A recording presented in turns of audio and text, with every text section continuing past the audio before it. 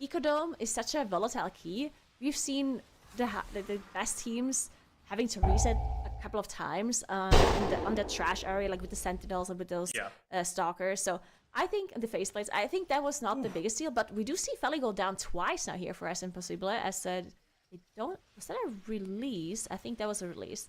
So their Havoc Demon Hunter not going to be with them here for the rest of this pool. They're going to be able to do this. You're gonna have to do this alone and wait for the Havoc Demon Hunter to come back. Timer's okay. Like, 19 minutes, second boss split. I think so too, yeah. Even though we had 2 deaths randomly on this track, it's not actually the end of the world. Ooh, for Los Golfos here, 340 remaining for 50% on Giesel Gigazap. They actually should be on the correct side of this 2 chest. Initially, I thought that they were just pulling the boss with 3 left, but they should be more than fine to be able to slam down that 2 chest in a very similar position to most of the rest of the teams that we've seen this weekend in this dungeon. Yeah, definitely. 1 heal now also on their last boss. Because they missed a 3 chest in the 17, they are in this 19 here. But they definitely want a 2 chest at 19, right? Because we've seen teams 3 chest 17 and 2 chest at 20. So 1 heal needs to be able to get the 2 chests here to make up some time that they've lost from missing quite a lot of 2 chests, to be honest. Missed the 2 chest in the Flatgate 19 and the Arrakar 19 and the 3 chest in the 17. So 1 heal has to actually do some catching up compared to some of the other teams. So they are not like fully in the clear for today either, right? Especially looking at Cousins and Es Imposible, because they are full sending it, right? They're playing their main comp. They're not necessarily playing around the Specularity rule, which means that we see them 2 chest some of these 19s that a lot of the other teams and 1 heal including can't do. This is a scary group. Like the fact that you have the team that you would believe to be the 6th seed just being like, okay, we are supposed to go get a land the first day. Instead, we are playing our full main composition. Good luck. Yeah. That puts so much pressure on the teams that are at the bottom of the leaderboard. Yeah, I honestly wonder if 1 heal might actually have to discuss switching to their main comp early, because 1 heal, because like they miss so many like builder key chests that like I'm honestly a little bit worried for them as well. So I wonder if they might have to switch early. What do you think about Cousins? I mean, Cousins feels like they're also in a pretty sketchy position, right? They're sending it, right? Cousins is playing their main comp. Like, I don't think they can send much more than what they're sending it right now. Okay, you know what? You know what? That's kind of true. Now that you say that.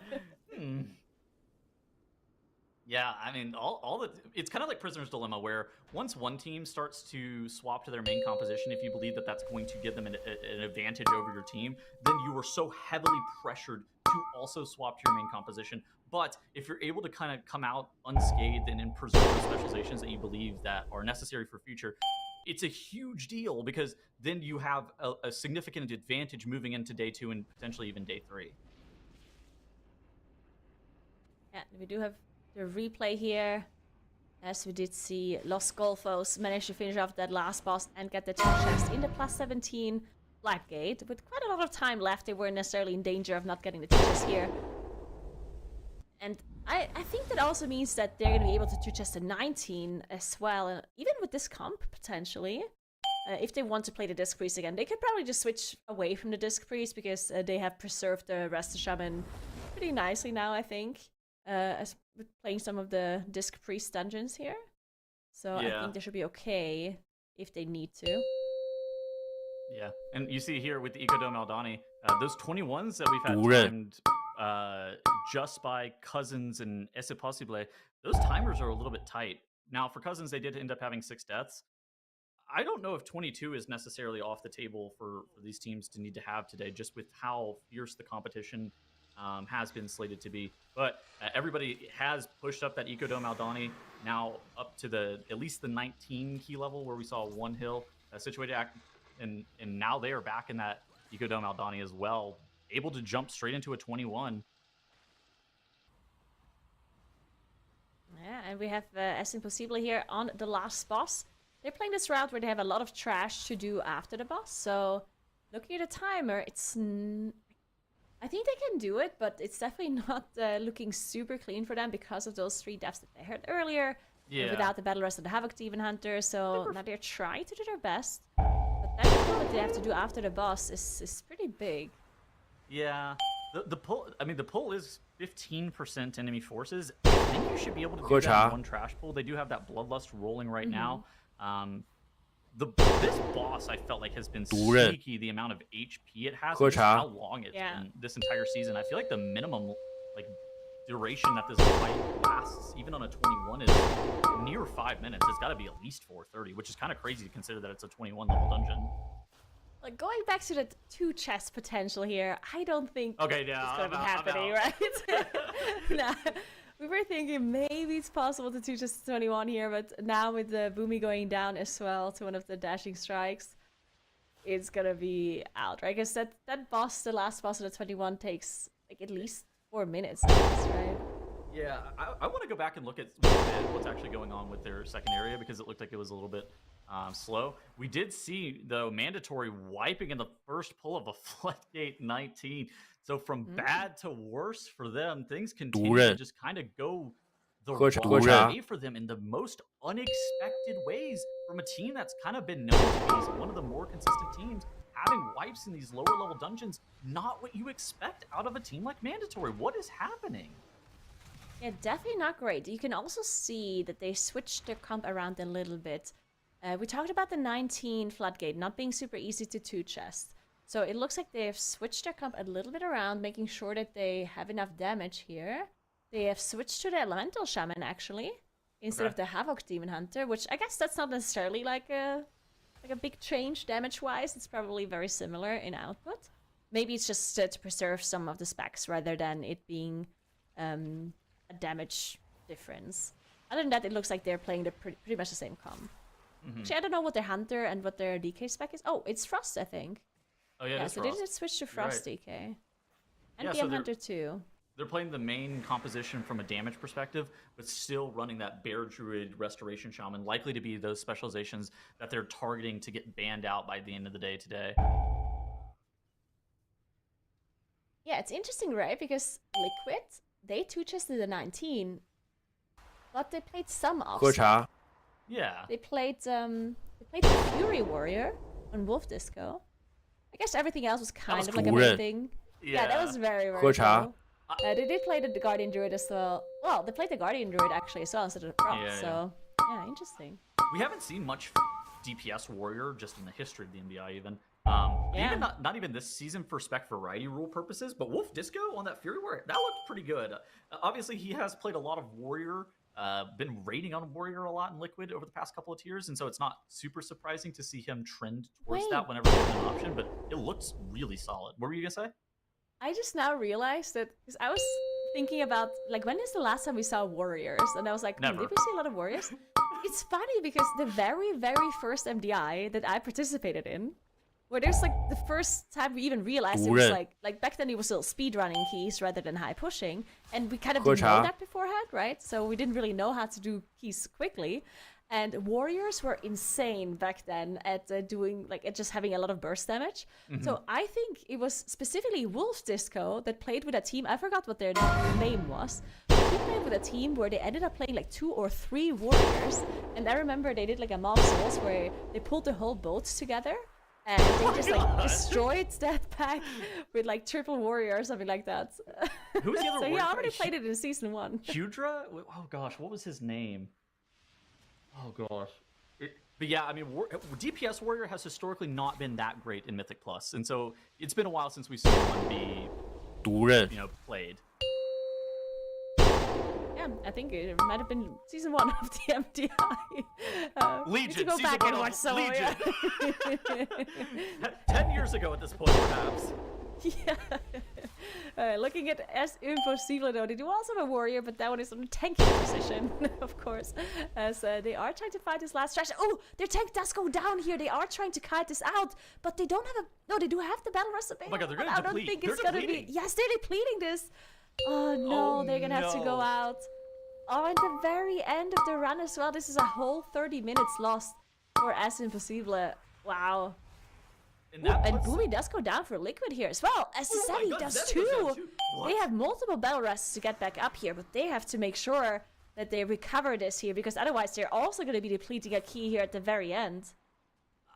Yeah, I mean, I think, okay, they do still have a little, like you said, they do have one more battle res. It's not the end of the world. That is not great. They are still going to be able to kill this boss like with, 330 left to spare. So it is still well within the realm of possibility for Liquid to be timing this key. That was a huge time loss for Esse Possible though. Like that puts them in a position where they are now, potentially on the chopping block for elimination. They have multiple battle rests. Yeah, this is interesting. There's so many things happening at the same time now as Liquid is trying to finish up this boss. They do have the time, right? They definitely be able to finish this off. Cassins now down to 6%. They're also going to get this plus 20 done, which is actually really good for Cassins, right? Because yes, they missed the 2 chests at 90, but the 20 Floodgate, I think that is good to move on to the Arakara and get those points on the board. Having to potentially revisit this dungeon later on, but also maybe not. Maybe the plus 20 Floodgate is actually just good enough. So we're gonna have to see if they decide to come back or not. Yeah, Liquid down to 15%. They have more than enough time, so the only thing that couldn't have happened to them is a full wipe. That's like the only thing that would have ended up depleting this for them. And thankfully they did recover that double death. Liquid from here either goes Ecodome 22 or Floodgate 21, right? Yeah, I think so, yeah. There's no way you run the R at 22, right? I mean, honestly, maybe. Since it's fresh in their minds right now, honestly, maybe it makes sense to just stick to the Arakara here. So they'll have to do it later anyway. Well, they don't have to, but I'm assuming they will. In terms of safety, to try to avoid elimination, I think you just try to go get as many points as possible and convert those 2 chests. But that's true. That's true. If you feel confident, I mean, it's not a problem to do the 22 right now. Yeah, you're right. All right, so mandatory now in that 19. Anyway, we talked about them. I mean, dude, they wiped in the 19. This has just been a tough day. Like I know I keep talking about it every single time we see mandatory on the screen. How many resets have they had today? I think it's had to be 4, 5, something like that now. And they miscount randomly in a 17 Floodgate. It's just a very inconsistent and atypical performance from a team where we expect a lot more out of them.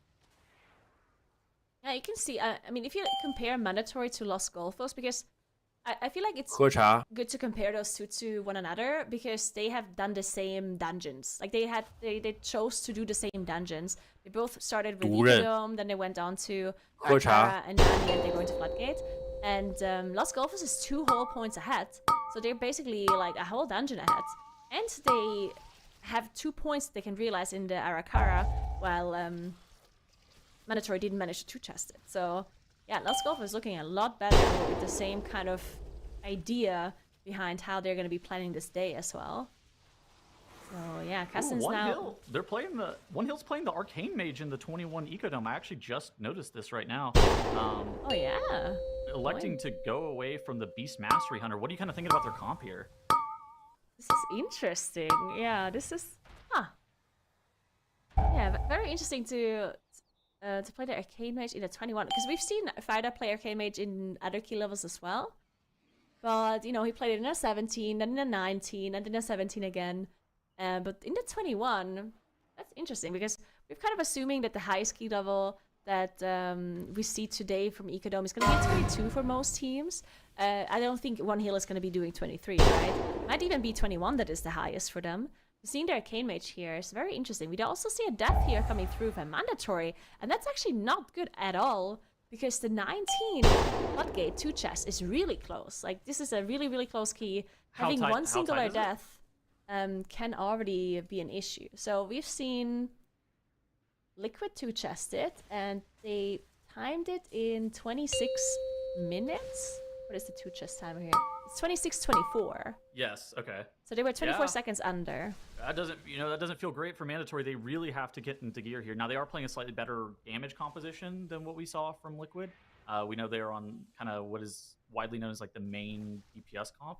So that could afford them maybe a little bit more time looking to 2-chest this place. But yeah, I mean, they can't really afford that many more deaths. And honestly, with all the specializations this season, deaths are incredibly punishing with things like the Nether Prism and whatnot. Ooh, Liquid, they ended up going 22 Arakara, kind of like you said, but wiping to the first pull. This is kind of the risk reward of going to that 22 Arakara, where now you're kind of open. While it is great to be able to put that on the board early in day one, it's still a little bit scary in terms of potential elimination possibilities over the next 2 hours.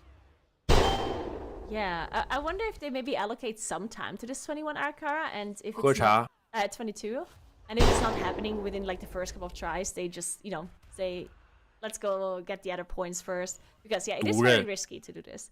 It is 喝茶 again like it's familiar, like they just did the dungeon, it's fresh in their mind, so it kind of makes sense. But yeah, it is very risky because if they don't get those 4 points that they could get from those double 2 chests in the other dungeons, then that is not ideal for them. But in the end, Liquid is also a team that has to look for Sunday, right? Like they want to qualify for globals, and they want to make top 2.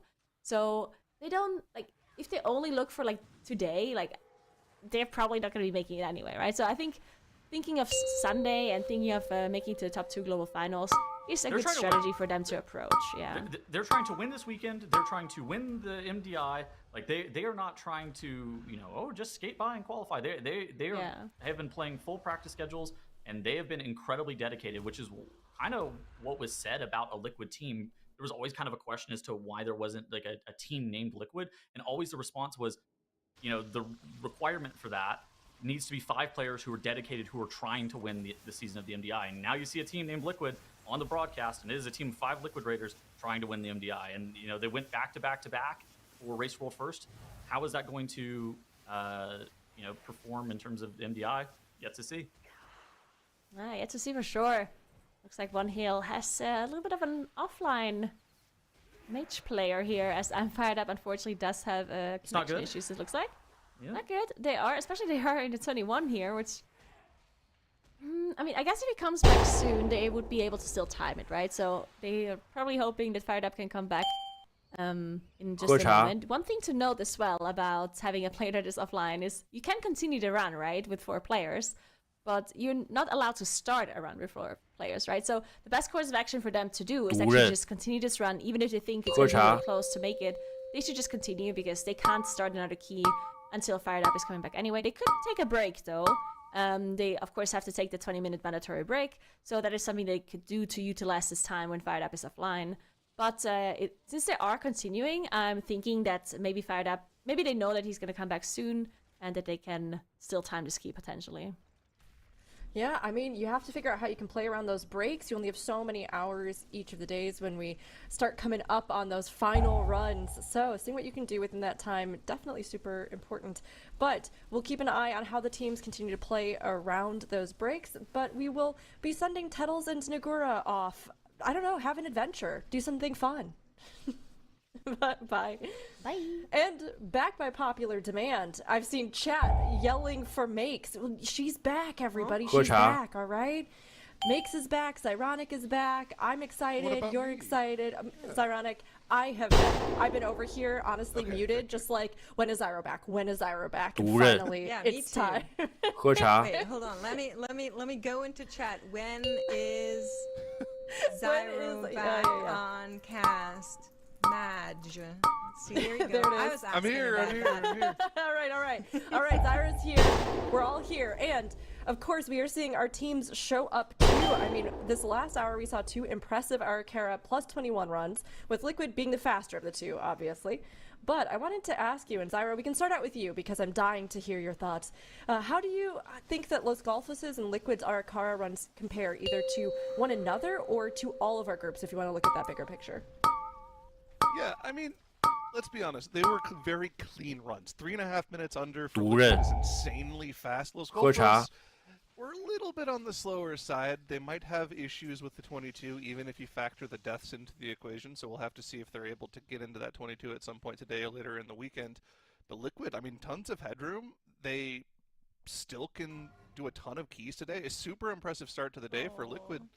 I mean, their start was kind of what we expected from Mandatory today, right? But Mandatory, their issues didn't really stop after the Ecodome makes, right? They've been having issues pretty much throughout the day still.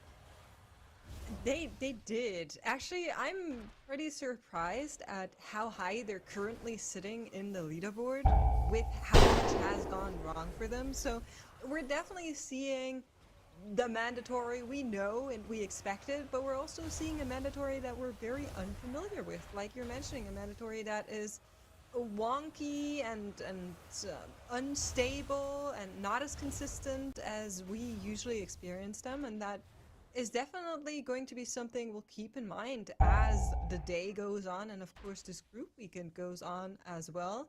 I quickly wanted to call out that Es Imposible unfortunately did have another wipe there. I believe it was their healer that went down, and then they poured it out already, so getting a couple of redos in that Arakara there.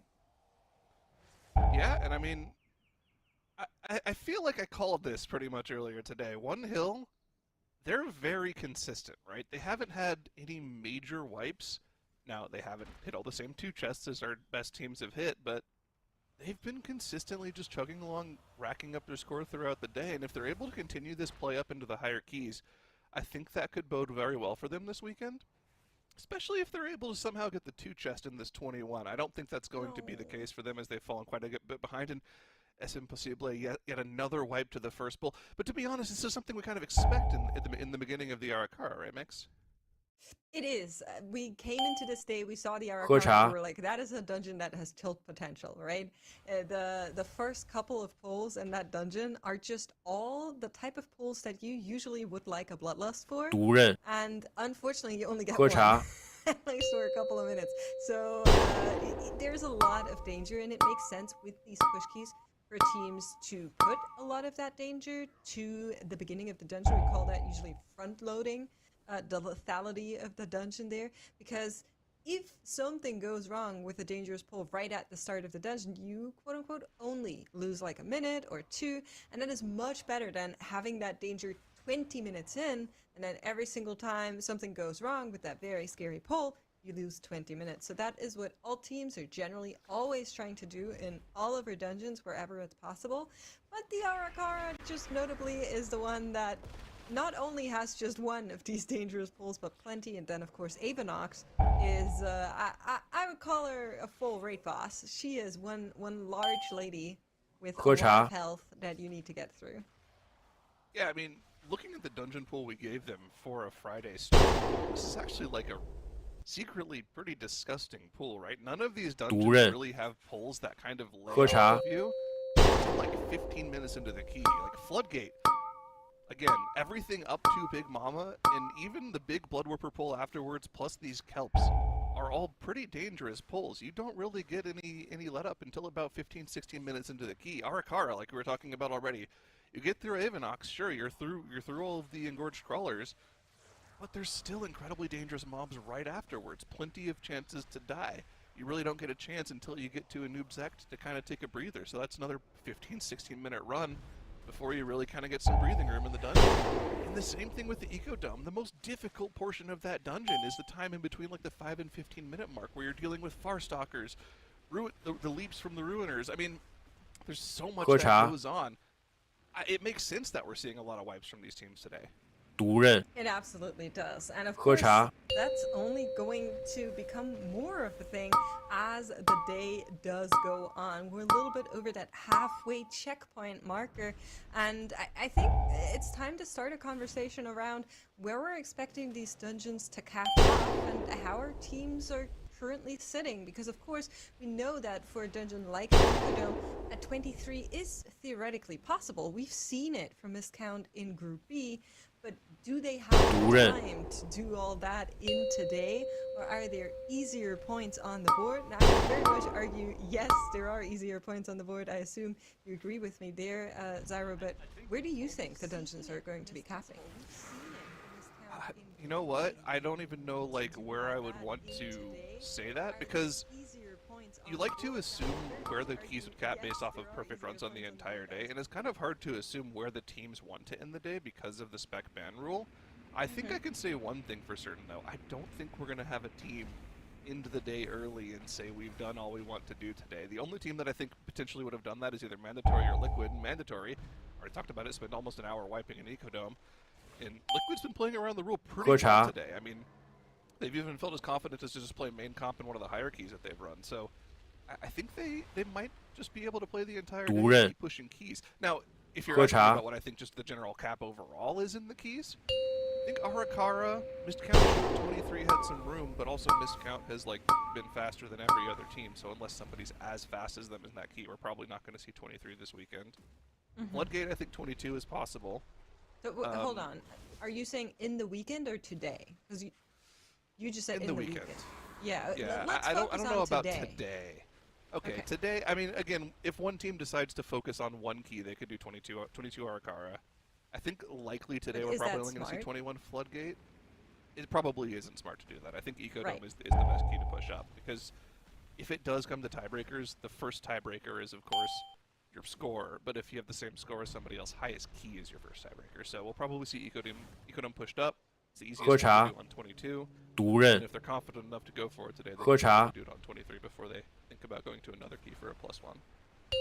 Can we maybe take a look at where Liquid is right now? Because based on our overview, I see them in an Arakara, and it is that 22 Arakara, and that is actually a dungeon that I wasn't sure we're going to be seeing today just because of how hard Arakara is. I was like, okay, maybe 21, 21, 22 is something we could see from teams, but Liquid says, nah, we're actually really confident in this Arakara. We're going to lock in the 22. And that kind of alludes to they having a plan that goes pretty high for today in the last 2 hours that remain from right about right now.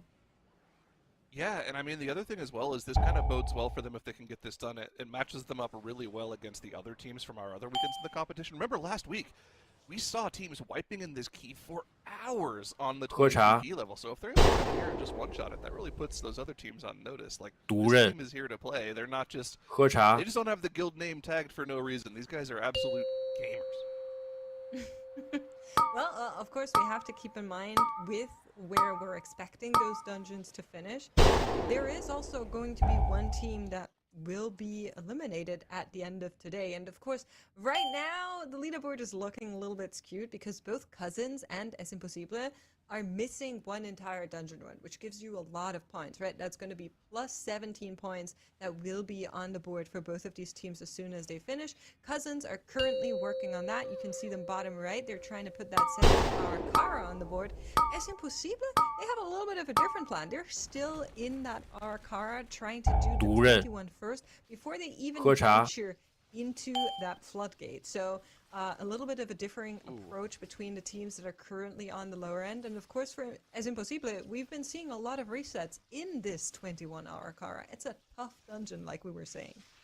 Yeah, lots of potential deaths, especially on these large pulls with crawlers, plenty of debuffs going on in the players. They have a lot of tools to remove those debuffs, but we have a problem for Los Golfos. It should be okay, though. Just a tank death on the skip to the final boss. But it is going to be okay. They'll res him up. Everyone else was able to stay out of combat. They're lusting on pull. The 2 chest not going to be in the cards for them, but somebody still might be in the cards for here is mandatory under the final trash pull of the dungeon. We saw the strategy a couple weekends ago from Holy Method. And 毒刃 anti-clockwise. Anti-clockwise actually liked to lust this pull where they dragged trash on top of the jump starter, mandatory notably saving that cooldown for the boss. Look at this though, 4 minutes 30 left. They have to finish this pull, skip past the 2 jump starters, and then kill the final boss in order to get the 2 chests that we've already seen Liquid able to deal with, Mix. Yeah, it's definitely not going to be an easy task for them, but I agree. I think 4 minute 18 with the Bloodlust available with cooldowns that should be coming up momentarily should be good enough. What's not good enough is Es Imposible having another redo. And at what point do you kind of say, okay, maybe we pin that 21 for later? Maybe we at least get our floodgates on the board for now, Zyro. 喝茶 Yeah, at some point you definitely have to do it, because you have to at least allocate like an hour to an hour and a half to be able to do the floodgate 2 or 3 times before the end of the day, and that's assuming you one-shot it. They might have a couple more attempts to get a good run on the Arakara at some here, but I think they do need to swap pretty soon. Looks like the skip went well for I mandatory. think it's like at most 3 resets like the ones we just saw from Es Imposible, and then we're getting in really dangerous territory. But yeah, let's focus in.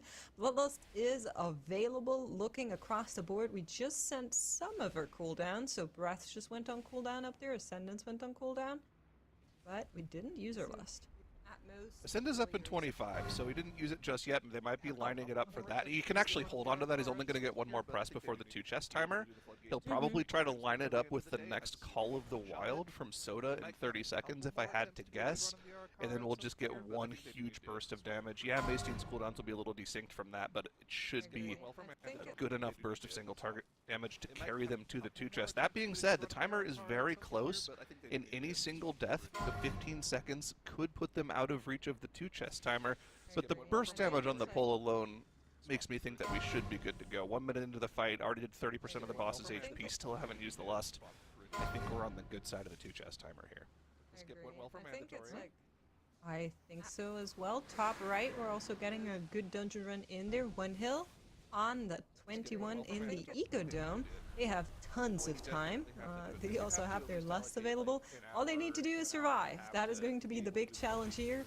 There is a lot of damage that goes out, as you can see, as everybody dodges away for that AoE damage. But with 5.5 minutes, I'm feeling pretty good about this trash count also completed. Skip went well for mandatory. Yeah. Los Golfos, unfortunately, not going to be hitting the 2 chest at 19. This will be an extra run that they have to complete if they want to be near the top of the leaderboard today. Although, all that said, the start of the day today has been very, very good for Los Golfos. Very impressive. That tweet, maybe this team is a potential upset favorite for the day. So we'll have to definitely keep an eye on them and see if they're able to compete and continue to compete as the keys go ever higher in our competition. Checking back in with mandatory though after the bloodlust and cooldowns have run out. Getting a little close here. 2 minutes in, still 30% of the boss's HP. No real cooldowns available except for one other press of the Call of the Wild for Stove. He's actually going to get 2 of them off before the end of the 2 chest timer, so I think they're going to be okay. Just need to make sure they don't go down to this last turbocharge cast. But I think Mode's going to keep them nice and healthy through that. It is a timed key, though, for Los Golfos. They'll be able to move on to the 20, or move on to the 22 Eco Dome. We've got a couple tough choices. I think they'll probably have to get both of those done by the end of the day, though. I think they have to get both of those done for sure. I quickly want to call out Cousins in the bottom right. They seem to have a really fast Arakara. You can see that they're currently getting closer to the 3 timer here, 13 seconds off. They're not going to be able to do it, but I think they're probably one of the fastest teams in this dungeon from what we've been seeing. What is Soda doing to this boss? He's doing 8 million DPS to Gizel Gigazap. What the hell is that? What is that class? He's just getting Black Arrow resets non-stop back-to-back. Oh my god. That is insane DPS, and it carries them over the finish line. 2 chest floodgate timed for mandatory. They would have been expecting this, but it's got to be a breath of fresh air after the problems they had in Eco Dome earlier today to get that +2 floodgate on the board. Nice and quick. Absolutely, but they're not out of the woods yet. Many of the teams are currently still ahead of them in overall score, so that is something to keep in mind for mandatory as they move up to the full 50 points. Hill currently sitting on 59, and they just went on break as well. And then we have Los Golfos and Liquid both sitting on the 60-point marker already. Keep in mind, Cousins and Es Imposible is still working on those final dungeon runs, so they're still free 17 points. And Cousins should be putting that on the board just momentarily. If I saw correctly, they had a little bit of trash still missing towards the tail end of their Arakara run. Yeah, here we are. So they're actually missing 0.25 to actually finish out their trash count, but still a very fast 17-hour car, and it gives me a lot of hope for this team. Yeah, this is just about as fast as all the other runs we saw. Of course, we know the 3 chest timer is not really possible here unless somebody comes up with something insane strategy-wise. Of course, we're out of teams to do that, as everyone's at this point now timed to the 17 once Cousins finishes the run. And yeah, that final count, they can just grab this pack of flyers that's flying around and finish off one of those mobs, but it's going to be a 2 chest in this empty car. Cousins able to match the mark set by other teams today already. Yeah, I think it's looking good. All 6 of our teams looking very impressive at the start of the week. It's going to be rough to send one of them home today already. It is going to be rough, and I think it's still pretty open as to who that team is going to be. Let's focus in on Es Imposible. They've been having a lot of these wipes in the 21 at the beginning, and they're looking to be in another pain point right here, right now. You can see that a bunch of the trash has already been cleared. You can see the mini-boss, one of the big spiders in the back, has been finished off. And they're currently dealing with this big pack with the attendant in there. They will need to survive, but every single time I look over, I just see very, very low nameplates on the entire team. So hopefully they're going to be able to stabilize are in this time around. I think the last couple of wipes I saw, 毒 it's 刃 always like 1 minute, 2 minutes, so 4 喝 minutes 茶 into the dungeon. As of right now, gives me hope. It doesn't really stop though, right? The next pull is dangerous. You No. pull into the Of second course mini not. boss. You have to wait for the call the brood. AoE goes off if somebody gets a debuff at the wrong time. Could easily be a death there. Los Golfos though, after dealing with the 19-1 chest, instantly back into the 20. No time lost. First couple pulls, nuclear difficulty. Los Golfos have gotten through the first one though. They did have a death. Don't know if we have a replay of what that death was, but it's a little annoying to have a death this early in the Kiefer, specifically like the Ellie Shaman and the Hunter, because you lose a lot of stacking benefits that increase your damage on this next pack, and if this next pack lives too long, it could easily be a death for anyone in your group, so 毒刃 see if this continues to be 喝茶 for them or if they go for a reset at some point here. Wonder what that death actually ended up being. I'm actually looking at the replay right now to see if I can sneak a view on our stream to try and get it, but I think just one death is probably fine for now. If something, so it was their Hunter, died from the throw dynamite. But yeah, well, we actually have the replay. Well, thank you, production. That makes me look a little. Oh, perfect. You Yep, got it good before timing. production hit the replay, so you won. You beat production. Good job, All Max. right. So yeah, I think that one death, you kind of, you grind your teeth a little bit, but you take it. As of right now, the 20 is not a dungeon that's going to be super easy, and being down毒 there 刃 rest surely doesn't give you the best start. But I think resetting for something as like little as that is often a bad call from teams. So I like that they keep going. I feel like Liquid is like just zooming through this key right now. A sub 20 Anoob's X split is absolutely insane. 喝茶 We saw missed counts overall time in this key was like 26:30 last weekend. Liquid might be able to be very close to that depending on how fast they do this next pull. They are just crushing their keys today. This is extremely impressive play from these guys. It absolutely is. I'm looking at the split timers for missed count right now. So Day finished Anoop Zek at 19:28. Liquid is like 20 seconds over that. A lot of That's a our good other spot to be teams were like 2 minutes slower. Just to give you a reference as to what we're looking at in terms of speed, Liquid are flooring it right now. Just pedal to the metal the entire way. Yeah, even being within 20 seconds of miscount is extremely impressive. It's hard to overstate like how insanely fast miscount was at every single dungeon last weekend. The 6 world records they acquired over the course of the weekends over Holy Method from the previous weekend almost weren't enough for them. I heard that they jokingly asked the admins if they could also go to Floodgate, like even though that just wasn't one of the dungeons that was part of the weekend, so they could steal the world record from Holy Method in Oh, that I key love too. that. But they just didn't end up doing it. That would have been funny to see, to be honest. 喝茶 But yeah, I mean, they were just unbelievably fast. And I think the problem with that for the other teams is like knowing how fast that team 毒 is, 刃 seeing how much time left on the timer喝they have茶 on those key levels. If they're able to go at that same speed and higher key level, it means they can do +1 key level. So things like the 24 Eco Dome, the 24 Gambit, those are all things that they could potentially very easily do, right? So I don't know. We'll have to see if it's in the cards for them. We will have to see, but they're on their way to that boss, so let's keep an eye on them. They're going to be taking that Overseer closer to the boss. It's going to die off, and we're going to go into Kikatal. Bloodlust is available, is going to be pressed immediately.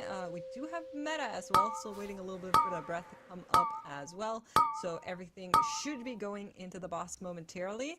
Is 毒 the 刃 crash that they have in there enough? 喝 I 茶 think it should be. Yeah, it's rising now. 1 Overseer, a bunch of 喝茶 drones. Probably enough. It should be enough. Even if it's not, though, they can pull some flyers down. I think we're and good. it I should think be the we're good. remainder of their count. I think we're good with the Overseer, Yeah. though. That should be exact count. There we go. Count is done. We're already on to the boss, quarter of the way through. 3 minutes to tie the timer for missed count. I don't know if there's enough single target damage to do that, but they're going to be very close. The important thing for them, not necessarily to match missed count right now. They were in a different weekend, obviously. We're just trying to qualify out of this weekend. But still, the fact that we're able to look at the way this team is playing and draw comparisons right now just credence to how good this team actually is. 毒刃 It absolutely is, and it's a joy to watch so many awesome games in this group weekend. Can I just say that? I came into this group weekend and I thought it was going to be a tough group weekend just from the fact that we have Liquid and Mandatory both in here, as well as Los Golfos, who I know are always a little bit good for an upset, but man, these teams are just amazing this group weekend. It's great to see. So we are actually getting worried that it's impossible after that wipe that we just saw. It was pretty far into the dungeon as well. They went on break, so 15 minutes taken by Es Impossible. Definitely will need that reset mentally as well to try and shake off all of the wipes they had from slamming their heads into that 21. Yeah, well-deserved break.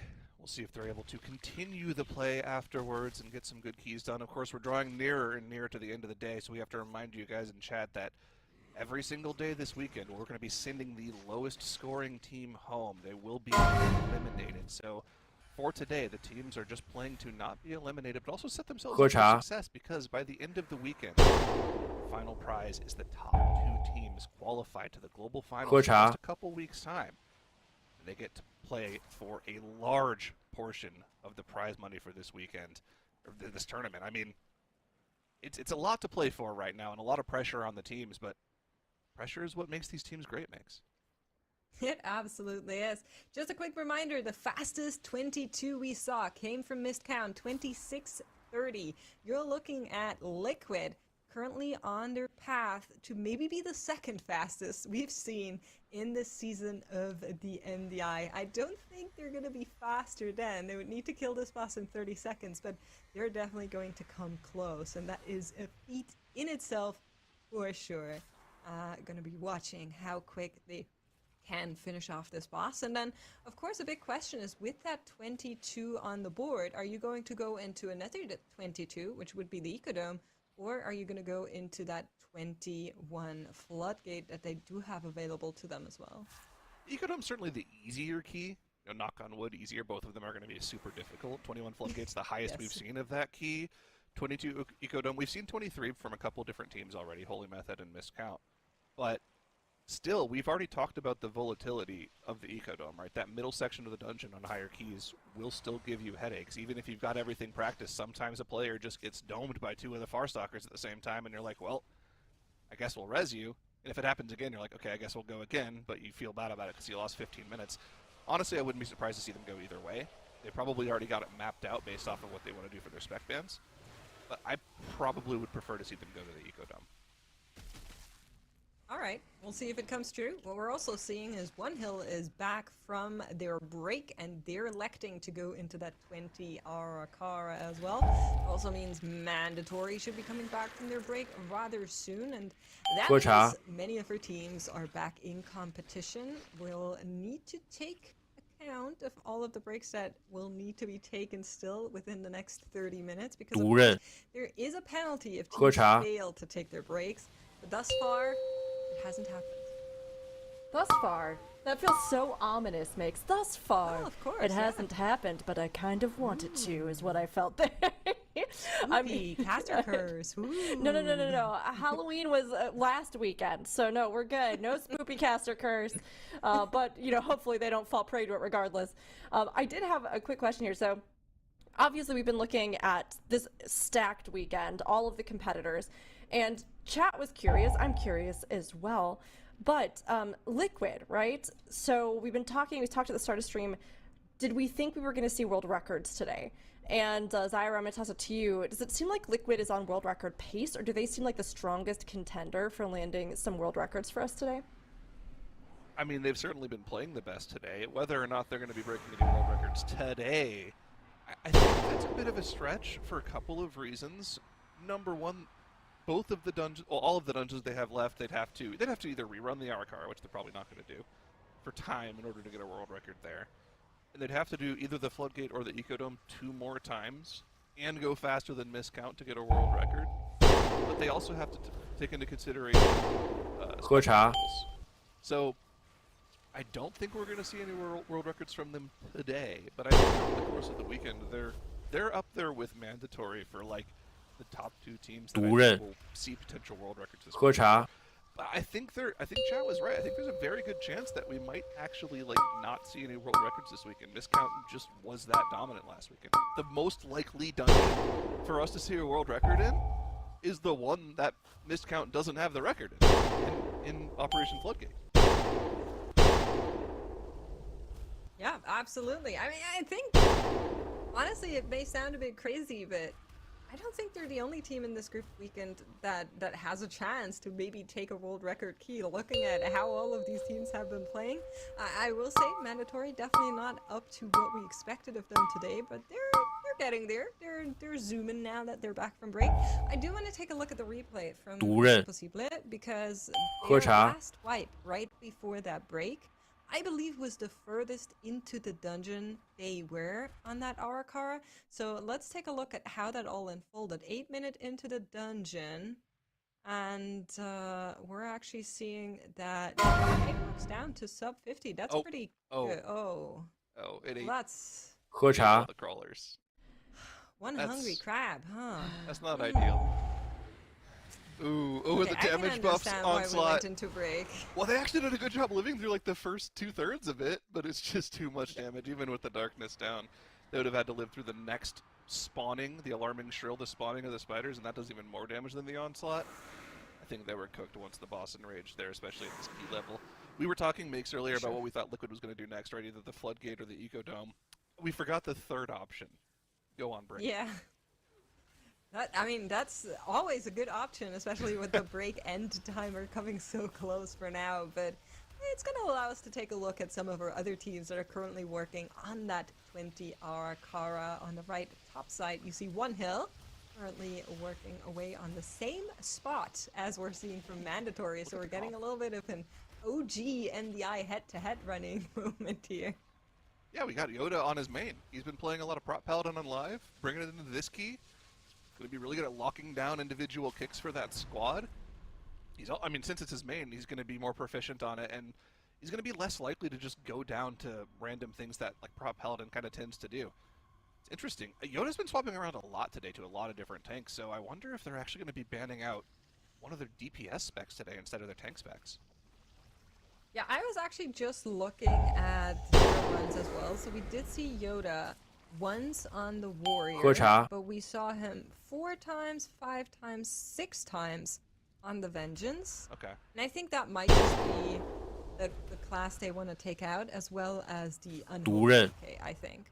So they have been doing some strange swapping. We'll need to see how it all works out at the end of the day, but definitely approaching the spec variety rule a little bit differently than most of our other teams, which has been interesting.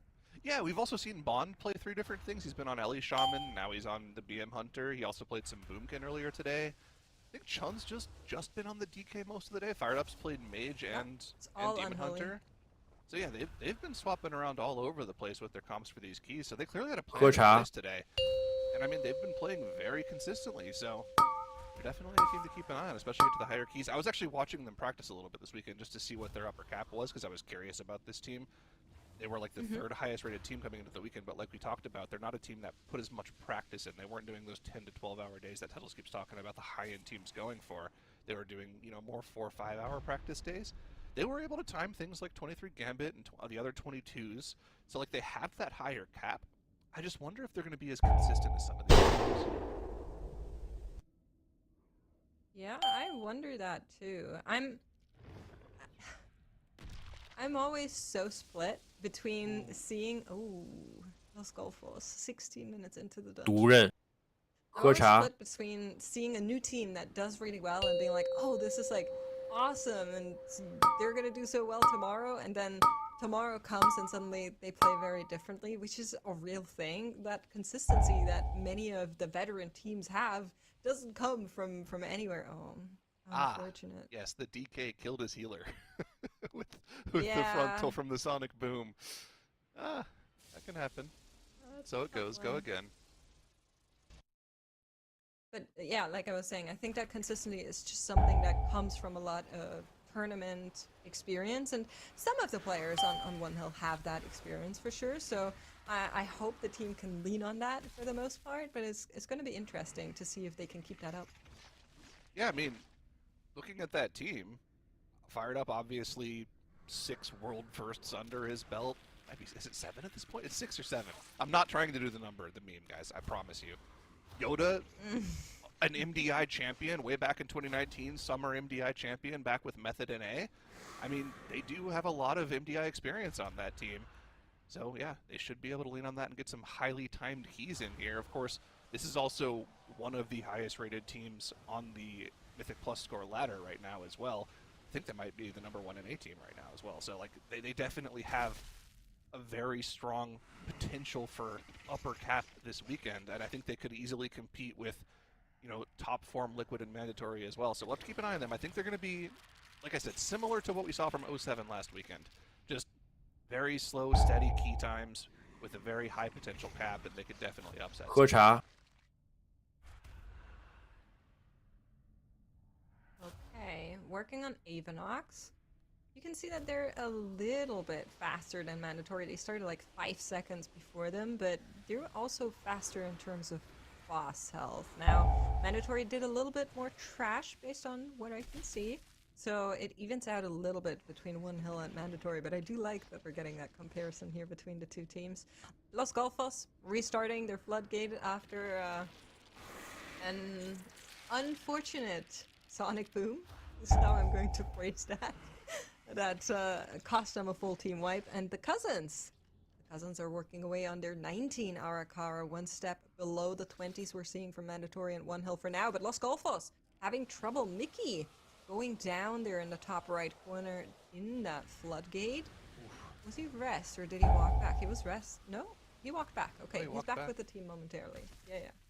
喝茶 Again, these first few pulls in Floodgate, the first few pulls in like every single one of the dungeons we have today are so difficult. The teams have to be playing their script out perfectly. There's another death there for Los Golfos. It's going to be a reset for them, unfortunately. 喝茶 Start to fall like dominoes once a player goes down. They have a missed kick here, there. Extra detonations go on players that stack up because there are fewer targets. These pulls just get out of control. Down. Avanox does go down first for One Hill, like we were talking about. We have a little bit of an old school MDI head-to-head matchup here with Mandatory and One Hill both starting their 20 Arakaras at roughly the same time. Slight advantage to One Hill here at the start of the key. Very nice. I think you're going to be happy with a 937 Avanox, 0 deaths as well. I did want to mention earlier when we were talking about the run from Mistcamp, they did have 1 death on their 2630. They did have 1 death. They would have been even faster without that death, which is crazy. 喝茶 But yeah, definitely something to keep in mind here. Los Golfos are going to be restarting, and Mandatory are also going to be finishing off Avanox momentarily. 2% still to go. Cousins, the last part of the dungeon there has a little bit of danger associated. Do they have the 2 chest in the books? The Bloodlust came off cool. They actually saved the second Bloodlust for this late into the dungeon. Normally we see that popped on like the second of the sentries in the middle area because they don't want to deal with that mob providing a damage reduction to the allies around it. They ended up saving the second Bloodlust for this specific pull. Triple Overseer with a whole bunch of drones and carriers. They're able to just destroy this pull. Hunter and DK popping off here. Whoa on the Demon Hunter just blasting these Overseers. And they've given themselves a decent amount of time actually to deal with the boss. I think they might be able to actually 2-chest the 19 here, Mix. That would be really great. I do want to kind of... It's so bittersweet, right? Because I want to hype up Cousins, and I think they generally have been doing so well. But if this team advances to tomorrow, they have a little bit of a problem before them, I think. So we'll need to be a bit cautious with the Cousins and their runs thus far, because I think they're going to ban out what I assume is the main tank that they're playing. At least we haven't seen Clap on anything else yet. And that could be a scary situation for the Cousins, but maybe the Power of Family will pull them through. They do have full trash count after that Bloodlust pull that you were just talking about, and now on to boss. 4 minutes, 38 still to go. No lust, but cooldowns are of course going to come back up. I think it's looking pretty good. Yeah, the timer is great here. It's a little weird, right? Because normally in the 2-chest timer, you can get 3 Bloodlusts off if you don't delay the second one at all. They've identified that the Bloodlust on that spool specifically was just better for them. So I like to see that out of them. I mean, the single target Bloodlust usually kind of feels pretty bad. Obviously, it's nice to kill bosses off, but they're not cleaving any trash on top of it, so the value is not that high. With 4 minutes left and 75% of the boss, this is an easy 2-chest here for Cousins, and I like the routing as well. A lot of routes that we see have teams either like pull some flyers after the fact to get count, or head up to that other side where we see the stairs behind the boss here to pull like an extra pull of trash to get their count. Cousins, all they have to do is just kill the boss, and they're good to go for this key.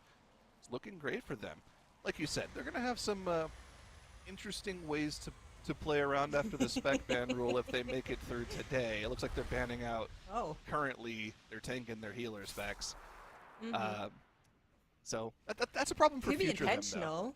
That's a problem for future them. We They're haven't happy seen with them it in today. like a 22 Eco Dome and a 21 flood. It could be intentional. Maybe they have something hidden that's really woke, as the cool kids would say. You know, you never know.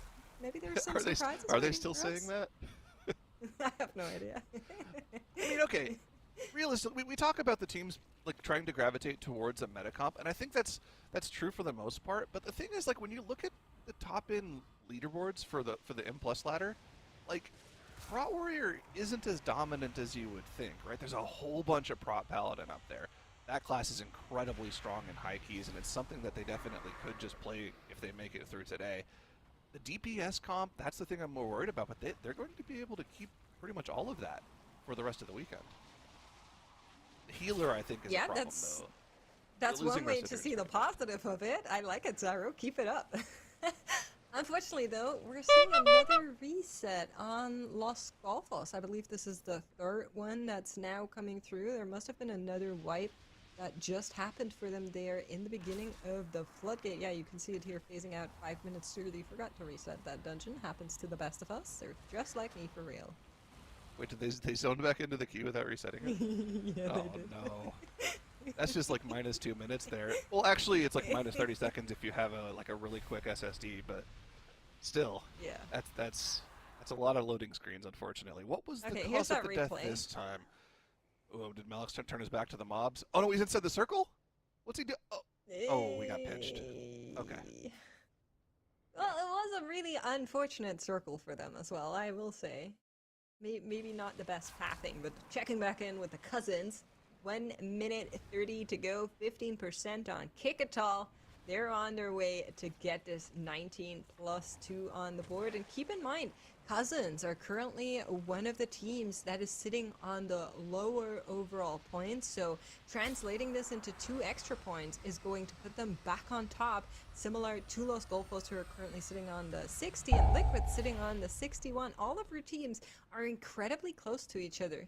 Only team 喝茶 that's currently off the path is Es Imposible. And they should be coming back from their break very soon, and we'll see what they do, because they're, of course, still missing, quote-unquote, free 17 points. Yeah, I mean, they haven't gotten to the floodgate a single喝time,茶 so they have a lot of work to do still. They've already gotten the +2 19 in the RCAR, so the 21's available for them there. They can go into the 22 Ecodome after the fact as well, but like we were talking about, RCAR was already causing them a lot of issues. So they just need to get into the floodgate with an hour left in the day. They need to start pushing that score up to give themselves a chance of staying safe for tomorrow. Looks like after the run, though, Cousins going to be going on break, taking their remaining break timer. Of course, all of our teams needing to take those 20 minutes of break 毒人 before the mark set喝茶 by and having an hour left in the day. That's 4 p.m. I'm not sure what it is. What is it CEST makes for that? When do they have to take the break? For by? the break timer, oh, it's 11 p.m. 11 p.m. CEST. Okay.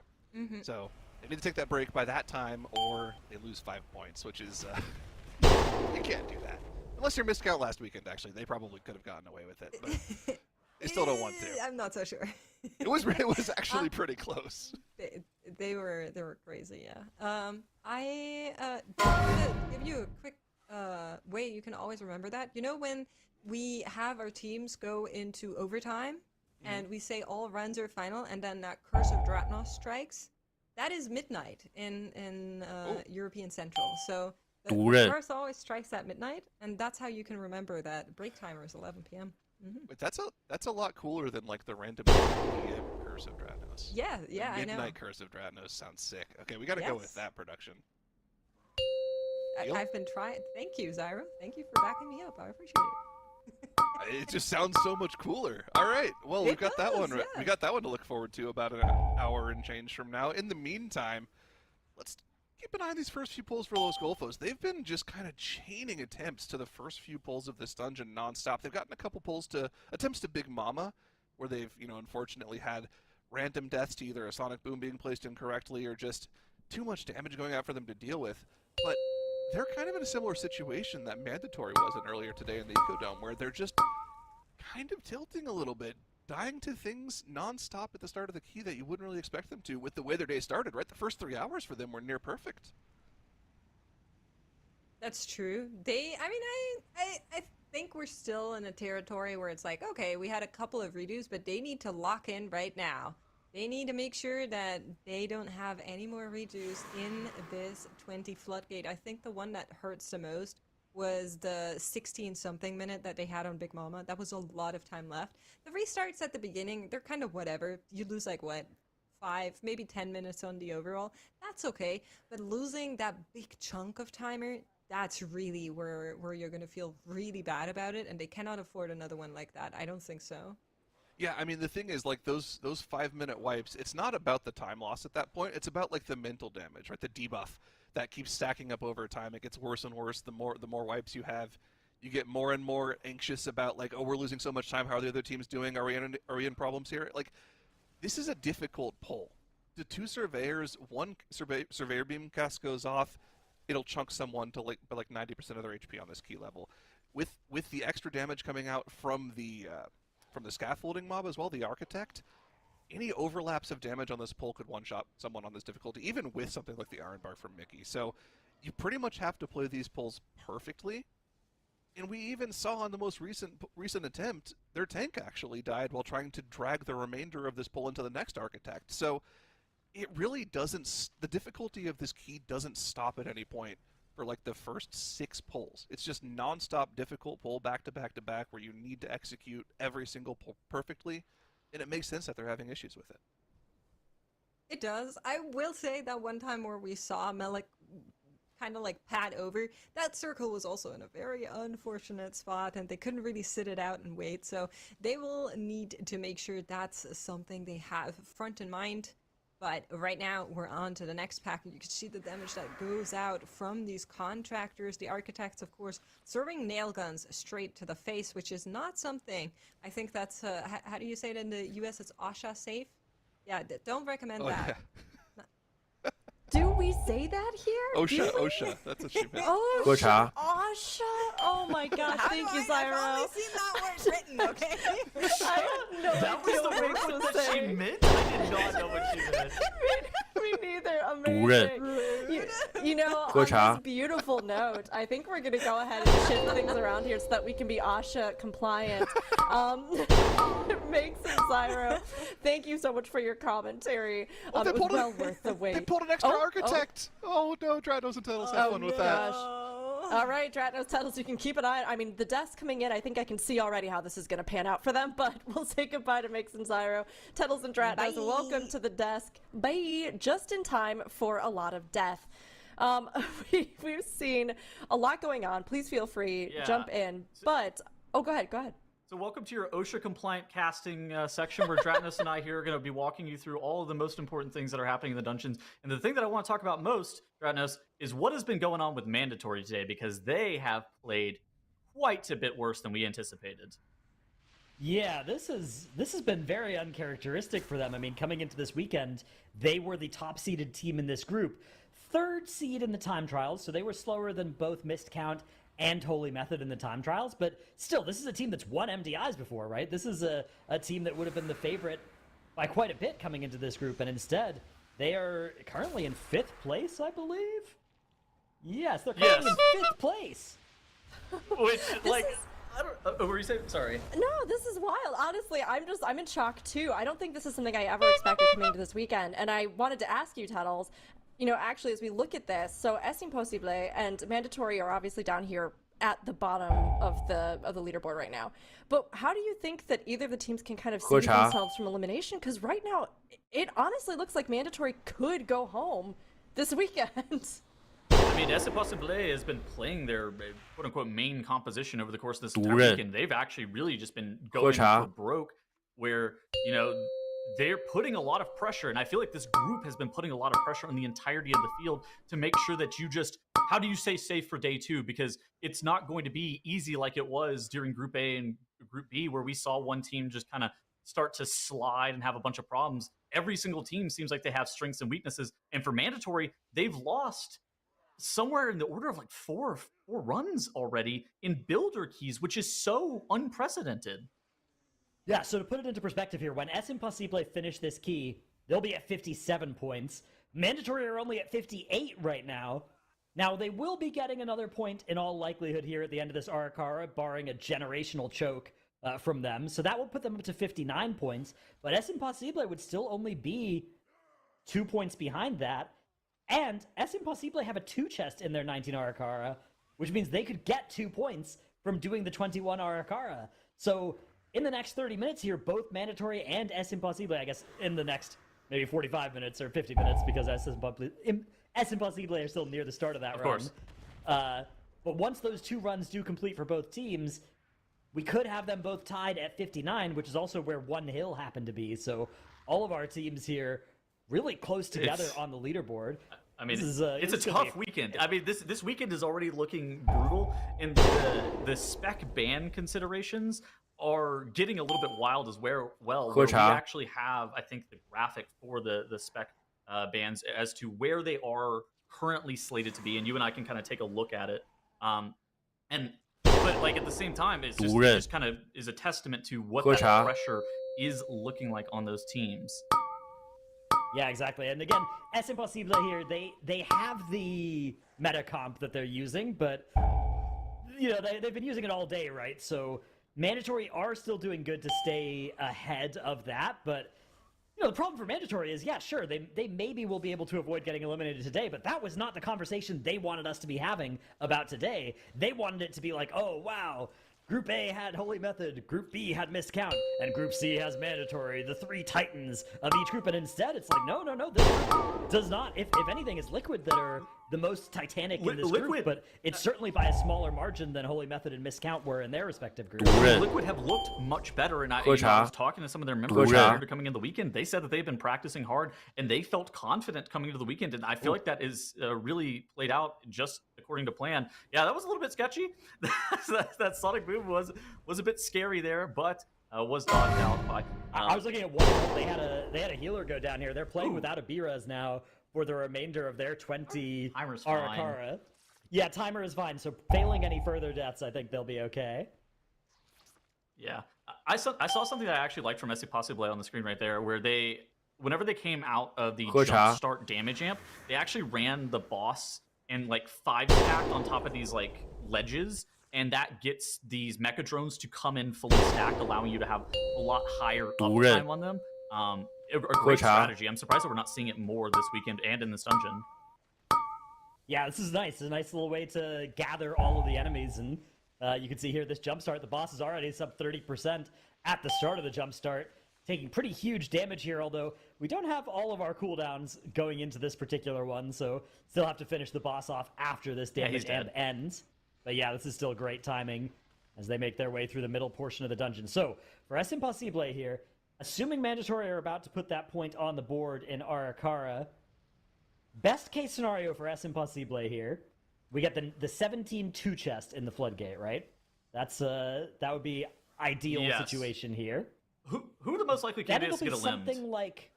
It'll be something like 2:05 p.m., so they'll have time for 2 or maybe 3 more runs. I mean, yeah, they could get a lot of points here. Their ceiling is certainly still high enough that they could avoid elimination today. Our leaderboard is crazy right now. Our leaderboard right now is 61, 60, 60, 60, 58, and that's Mandatory, and then 40, which is about to gain 17 points from this last Floodgate. This is going to be such a tight finish to the day and setting us up for such a fun weekend.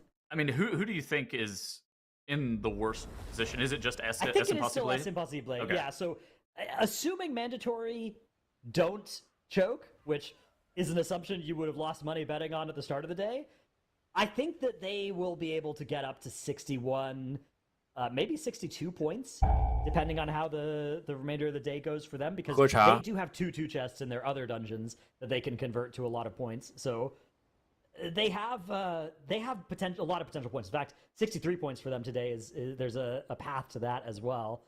Whereas Es Imposible, I think, are probably playing to get 61 best case, and that's going to be really hard to do. The thing is, that will still beat Mandatory or Cousins or One Hill or Los Golfos if those teams have bad last hours as well. 喝茶 Did I see that right? Is Mandatory in an Arakara 21 that they one-chested the 20 on as opposed to converting these 2 chests? 喝茶 They one-chested the 19 to get to the 20, I believe, yeah. Yeah, but the dot still had them in that 20, which... That's probably just they're still there porting out. Okay, I was going to say, if they're still there, that's going to be bad, because they need to convert those 2 point selections. Yeah, exactly. That's going to be something very important to track here in the last hour. You can see they're making a character swap, getting ready to go into their last dungeon. But another thing that's important to track is our spec variety rule. Of course, we've been talking about some of our teams sort of playing these meta comps all of today, and they're setting themselves up for some danger tomorrow. But we can maybe take a look now at our spec bans. Dude. As it stands, so this is not finalized yet, right? And this isn't active today, but this is if the day ended right now, these are the specs that would be banned, which you can see for most teams, it's lining up kind of how they plan. I think Liquid is genius here. So they're banning out the Havoc Demon Hunter, but the Havoc Demon Hunter is a pick specifically for Arakara. They already ran that dungeon on 22. We don't need Havoc Demon Hunter anymore. That spec is off the list, right? And so they just are all in on playing it throughout most of the day today, because they know they don't need it in the future. And I think that this is a smart move by Liquid to then allow them to continue to play Restoration Shaman and Unholy DK a little bit tomorrow, but they don't even have to play Restoration Shaman and Unholy DK that much either, which is, I think that Liquid set up their spec variety rule with the consideration of dungeons in mind very nicely. This is a really great way, because Havoc DH, when we talk about the meta right now, it's, Prot Warrior, Resto Druid, Frost DK, Hunter, and then that last spot is more flexible, right? That last spot in the meta comp, we've seen some teams actually just think that Havoc is the best one. In Group A, we had a team that played Havoc Demon Hunter as their choice on the Sunday, right? Like, that was their favorite spec in all the dungeons. We see a lot of Ellie Shamans also filling that role. But what that means is if you're a team that identifies like, Havoc is, we don't like it quite as much, but we like it more in this dungeon, and it's a day 1 dungeon. Absolute genius mode from Liquid. It does require some confidence, because you need to be thinking, okay, we have the time on day 1 to actually push this key up, time that key at the highest level, and not be losing too many points in the other dungeons, right? If a team like Mandatory had a strategy like that and tried to implement it today, that would be contributing to their points being even lower than they currently are, because you're sort of sacrificing Friday points for Sunday points. And that's what, Nagur and I were talking about this earlier whenever they zoned into the 22, like, it's good. It's fine to get the points on the board early, but it's risky if you're worried about getting a limbed. And now for Liquid, they've had a very good day, so I'm not super worried about them. And especially if they are able to convert this 19 two-chested Floodgate into a 21, they're looking to be mostly safe in a lot of simulations of like the end of the day. But they being able to time that 22 fairly quickly without a bunch of attempts, I feel like it was a great strategy, and I'm interested in seeing how it pays off over the course of the rest of the weekend. Yeah, me too. This is going to be a fun cup to watch. I think this is so far my favorite one, because it was fun last weekend and the weekend before to watch Holy Method and Miscount show what was possible in some of these dungeons. But I think this weekend we're not just going to have 2 teams that are close for 2nd and 3rd, or they're fighting for elimination at the end of the day. We have 6 teams that are all within just a couple of points of each other at this point. Mandatory are the number 1 seed in this group. They're the number 3 seed overall, where Liquid's the number 4 seed. So Mandatory, they're kind of the expected team to be able to make it out of the group. There was only 4 teams in Time Trials that put up 45 points, and it was Mandatory, Miscount, Liquid, and Holy Method. There are, the 2 other teams that are playing this weekend already qualified for Global Finals, and they looked like they did it in dominant fashion. But Mandatory, they might be on the chopping block for getting a limbed on day 1. It is really kind of up in the air just off the back of inconsistent play and just weird, uncharacteristic mistakes. Yeah, uncharacteristic is the word I would use as well. It's not something that they missed count randomly. Like, what is going on? Yeah, that's such a strange set of events that have fallen for them. And I wonder what happened. Like, I wonder if it was a case of the first few mistakes led to the mindset falling in such a way that the future mistakes seem more likely. 喝茶。 He's on a Brewmaster at a 21? What? All right. So, hang on. What is the maybe? What? Can we fly the is bands this again? bad? Let me investigate what's happening with the mandatory. I need to see the More than what anything their else. spec situation is. Yeah, because like Hold on, more than anything else, I'm worried about them getting a limbed. What? here's their thought process, right? I think they want to not get bear banned, maybe, and so they want to play the brew instead and get these other specs out of it. No. But which specs are they even getting? Are they going to get? Are they playing Havoc and Unholy in this run? They are playing Havoc in this run, yeah. But that's Okay, good. But so- the Bear has tiebreaker precedence over that. Yeah, it will over the Havoc Do if it. they do one run with Havoc. But if they can get 2 runs with Havoc, they can get Resto Shaman Havoc banned and save Bear for tomorrow. Oh no, we're gonna have Stove Dude, going down here. This Yeah, is- I mean, I agree. This with is you. I'm a little terrible. worried as well. No, but because now look at the time before the end of the day. They need to be able to convert these 2-chested dungeons in order to be able to save themselves from getting a limbed. Well, okay, so here's the thing: is Brewmaster 喝茶 bad? Like what? No, it's what good. makes Prot Warrior better than Brewmaster in this dungeon, right? What makes Prot Warrior better, in my opinion, is mostly that you have an easier time surviving. You're a little bit less likely to go down. But this dungeon has a lot of single target DPS moments where Brewmaster, I mean, Brewmaster's AoE, you can look at the damage meters right now, is incredible. Their single target is also amazing. So maybe this is actually a timer thing. They think, you know, this is not a dungeon where our tank is in too much risk of dying. Skylark's the GOAT. He can live this on Brew, and as such, you know, we're going to get way more damage out of him. I don't have a problem with the Brewmaster selection. Actually, I tend to think that Brewmaster is good. I have a problem with the dungeon selection. Like, I do not think that we're supposed to be in Arakara right now.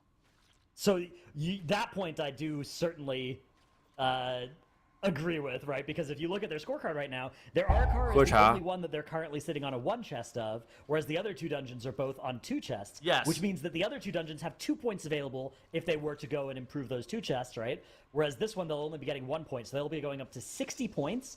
But then they With have a to plus 21 okay, as their highest key, which is not a great tiebreaker in that spot either. But to avoid the Bear Druid getting banned, they have to play Restoration Shaman and Havoc Demon Hunter in their next dungeon. Where are they playing that? Right, like that is kind of the problem here. So then it's like, what is this Brewmaster doing? And again, I don't think that Brewmaster's bad.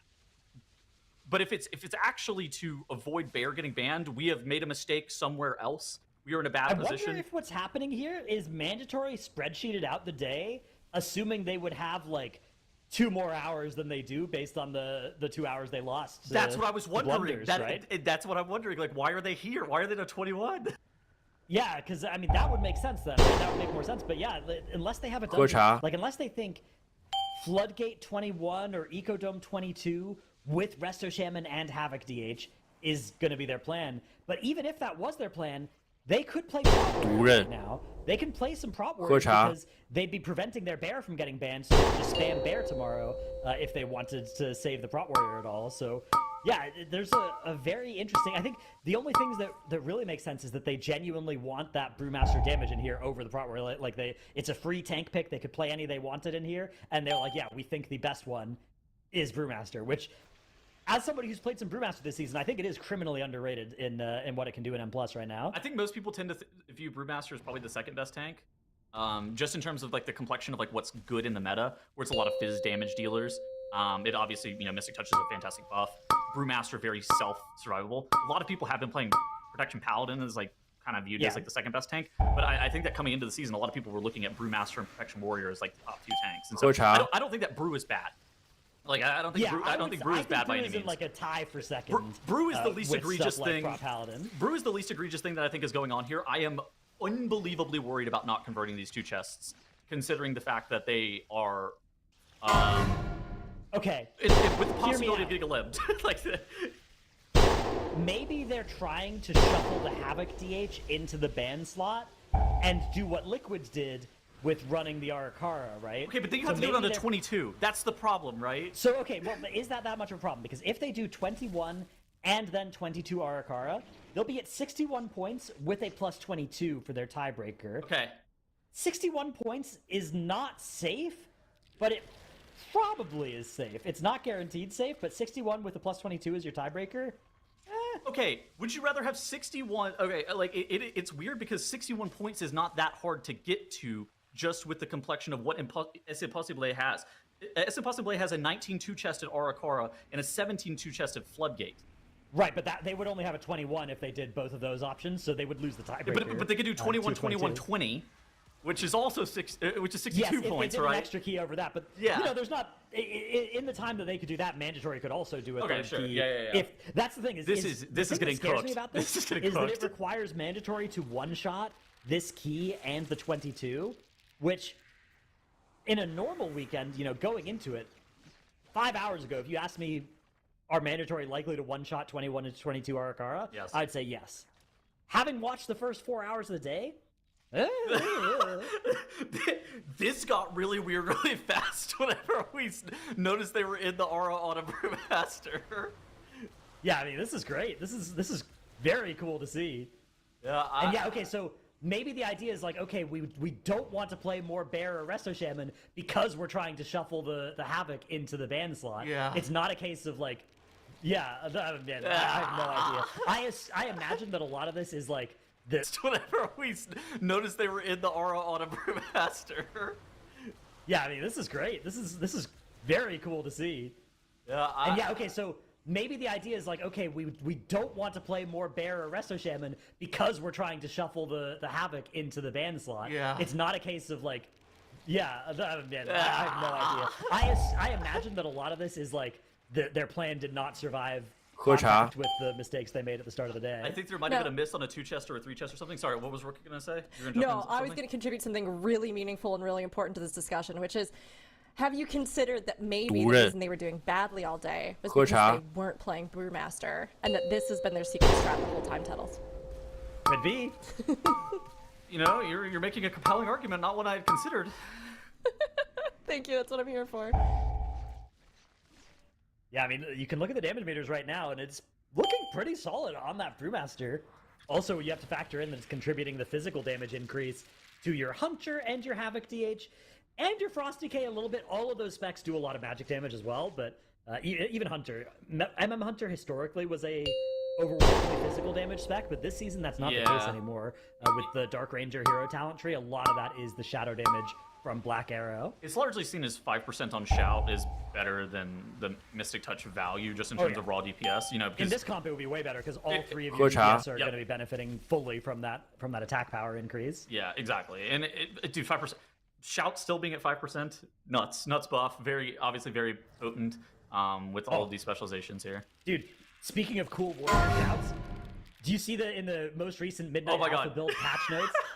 Rallying Cry, the thing that increases your group's health, is getting increased in power level outside of raid. So it's getting that treatment that affects like darkness and barrier and stuff. Actually, not barrier, but like revival and stuff have, where they mitigate more damage outside of raid. They also got Heroic Throw Silence and Piercing Howl group-wide 30-second sprint.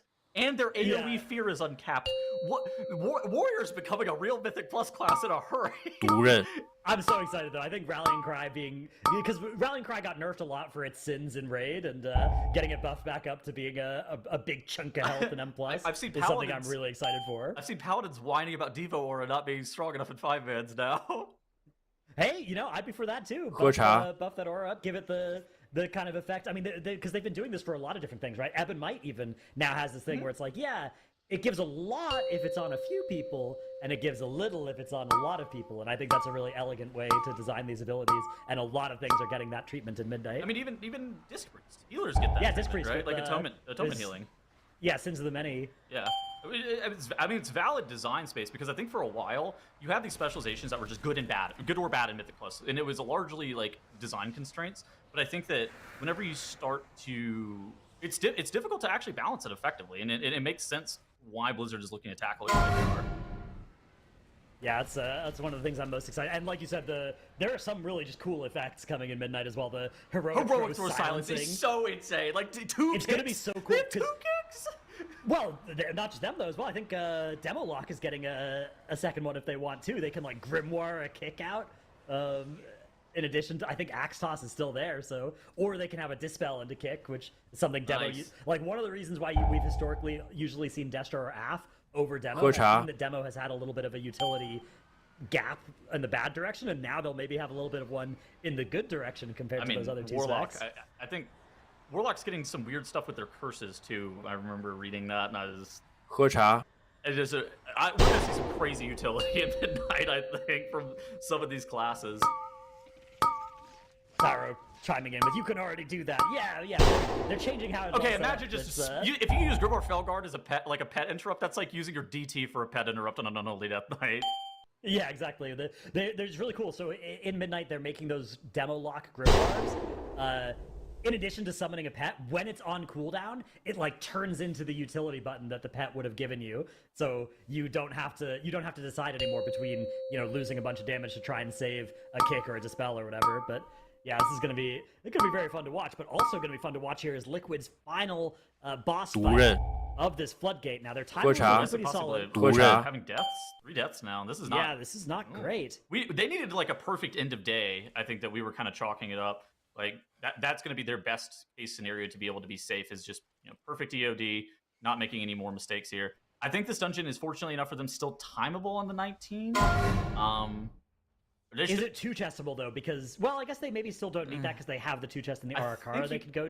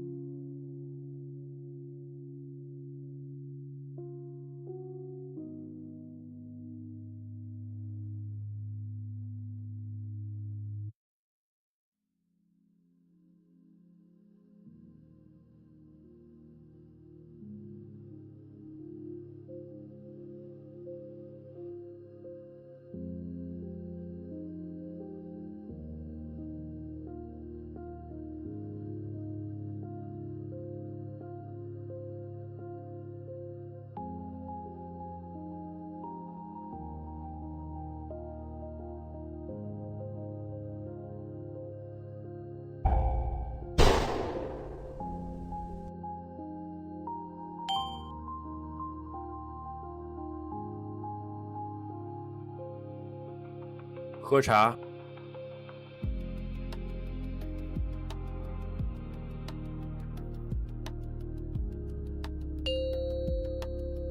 独任。喝茶。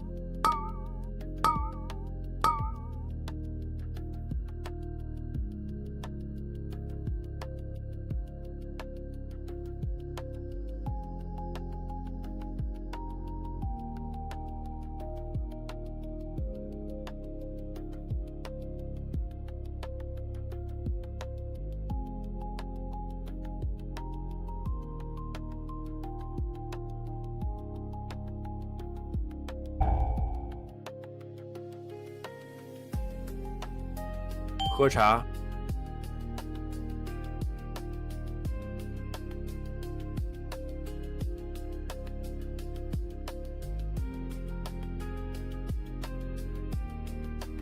喝茶。